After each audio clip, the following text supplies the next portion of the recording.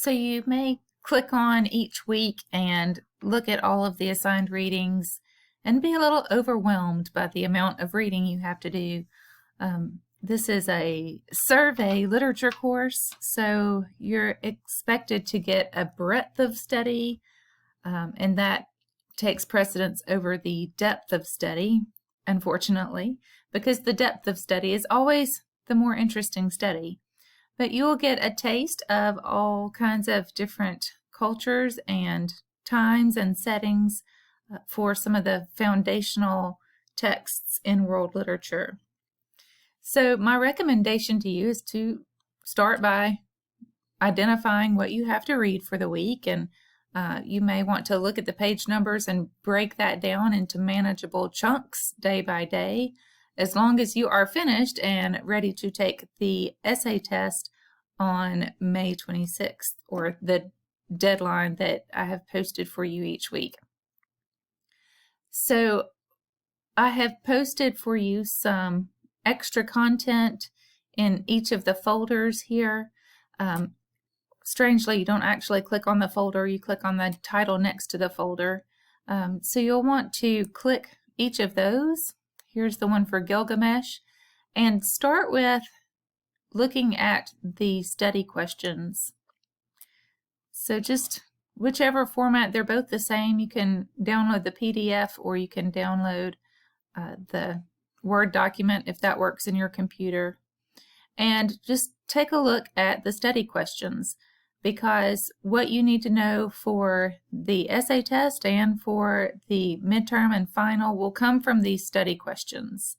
So make sure that you are familiar with those, so that as you do your reading and you're looking at the extra content I have posted for you, you can answer those questions. Take good notes, write those down.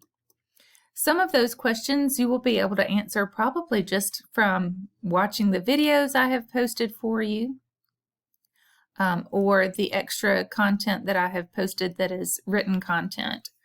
I'm also occasionally posting a suggested research source. So this is one of those. If you are going to use Gilgamesh as one of your primary texts, again, a primary text for your research is a text you've been assigned to study for this class. And a secondary text is one that is about that source.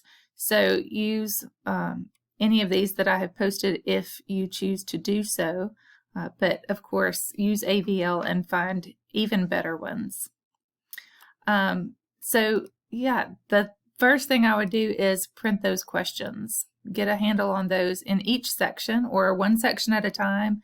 See what you can answer by watching the videos and reading the summaries, and then you can go back to the primary text. And normally I would not say, hey, read a summary first, but these are complicated works and they're old works, and so the language can be difficult and you have a limited time to read a lot of texts. So it's different when you are studying a work of literature than when you are reading something for pleasure to get the surprise ending or whatever it happens to be. When you're studying a work, you are really trying to let the work unfold, and notice how it unfolds and the things the author is doing to create a certain response from an audience, or to convey a certain theme using the plot, the symbols, the characters, all of it. So again, these reading guides are going to be super important. Use them each week to help you prepare for the weekly quizzes and also to prepare for the midterm and final.